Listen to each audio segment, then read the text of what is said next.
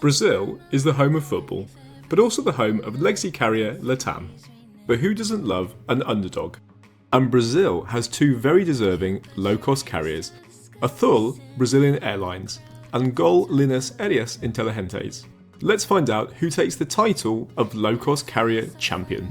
I wanna be the life of the party. I wanna dance with somebody.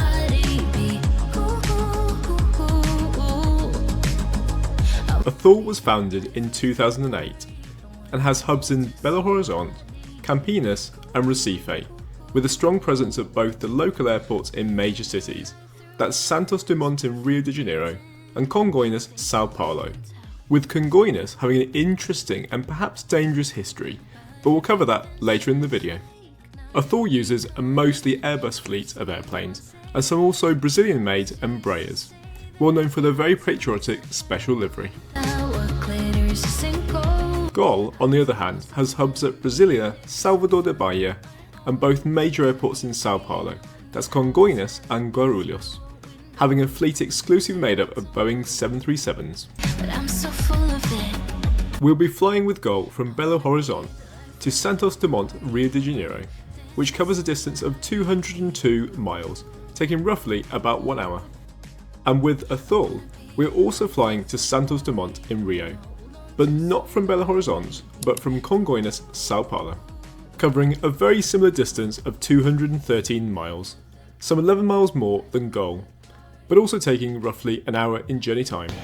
Oi, bom dia, welcome back to Brazil. This is our second video of travelling with Latam on the Boeing 777 from London to Sao Paulo.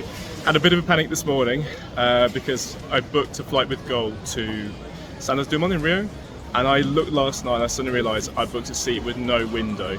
I was like, oh. Anyway, she assures me that there is a window and I'll be okay. The moral of the story here is don't always assume the airline staff are experts, as I found out to my disappointment very soon. So as airports go, Belo Horizonte, which is where I am today for the GOL flight, it's actually really nice. It's quite a modern airport. Pleasure to be in.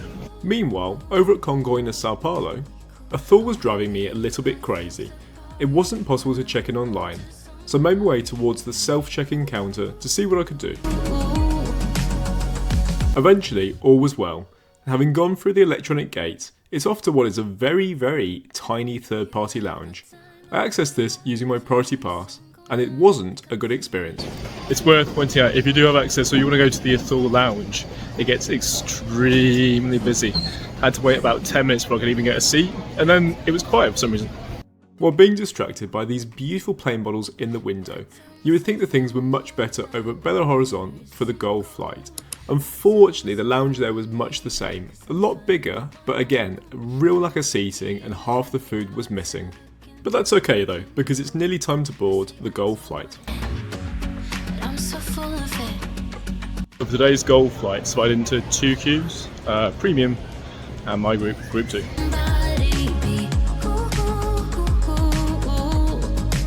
Boarding was pretty organised, and by being early, I managed to be near the front for Group 2, boarding on today's 737-800. It's sort of become a tradition now, touching the plane for good luck just before boarding. Not that I think anything bad is going to happen. The interior on this Boeing 737 features the Boeing skylight, which is really beautiful and quite dazzling, and the seats look really plush and comfortable. All was going well until... And the worst part was I'd picked this seat without even checking the seat map. So it's not terrible, I do have some window. When I say some, I do mean it really badly placed and about 2 inches. Back in Rio, I'd managed to pull myself away from the plane models and was being distracted by other things, namely popcorn.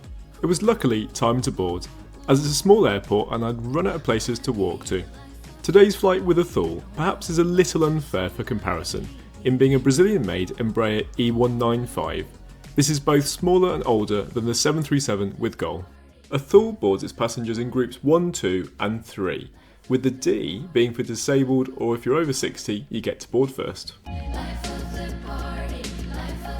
It has to be said, I do like the orange on GOL's livery, but there's something so attractive about the minimalistic Brazilian flag used on the tail for Azul. The cabin is older, but it's still very pleasant with leather-backed beige seats. It is a far cry though from the very lavish and colourful exterior on the outside of the plane. The eagle-eyed viewers amongst you might have spotted a problem. It appears that the seats are misaligned to the windows. This is really not my day. The lady was so engrossed in her phone, I did actually say excuse me twice. Anyway, this is my seat 7A. Despite being Brazil, the weather was glorious in Belo Horizonte, but rubbish in Rio, which sort of reminds me of home. Always bring a jacket. If you know the history of Congonhas Airport, you might remember TAM Flight 3054, but if not, you might be surprised to know that Congonhas Sao Paulo was considered one of the most dangerous airports in the world.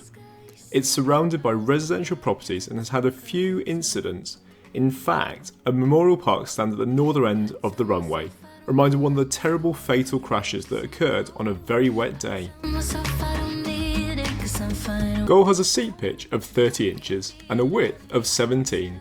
We'll cover GOL Plus, which is at the front of the plane, in a separate video. While Azul wins here because of an extra inch in both pitch and width. As for the legroom, both offer a decent amount for someone of average height, but somehow despite having less pitch, GOL's feels bigger. Both feature a well-sized seatback pocket. Unfortunately, GOL's looks well used and maybe won't survive the next 10 years. A separate information pocket can be found at the top of the seat, with a sticker for the onboard Wi-Fi and free content to watch. Having connected to the onboard Wi-Fi, the main screen gives the option for free messaging. There's plenty of free content to watch, and internet packages start at 25 reais, which is about £4. For a low-cost carrier, I was blown away by the new content for both films and TV. There is so much to watch given that the airline doesn't fly any long-haul routes. Azul's Embraer, on the other hand, has a remote control built into the armrests, and a small but decent-sized in-flight entertainment screen in the back of the seat in front, which offers live television. It didn't take me long before I settled on the Big Bang Theory in Portuguese. Both have a really decent tray-back table, and I doubt this will be a big factor in your decision making, but only GOL had a slide function, despite having more seat room on the Azul's Embraer. It's not a deciding factor on a short-haul flight, but everybody loves food, and this may leave you very divided. GOL offers Guaraná, which is a beautiful drink sent from the gods, only available in Brazil. But the snacks were basically cheese crackers, hardly a 3-course meal, but it's free.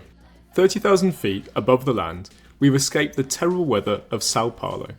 Azul unfortunately don't offer Guaraná, and unlike the choices on GOL, they only offer pre-sealed water. Not very inspiring. The snacks is where they really shine, and I have fond memories of this. I received a free package of bacon flavoured crisps, and this very cute packet of plain-shaped gummy sweets.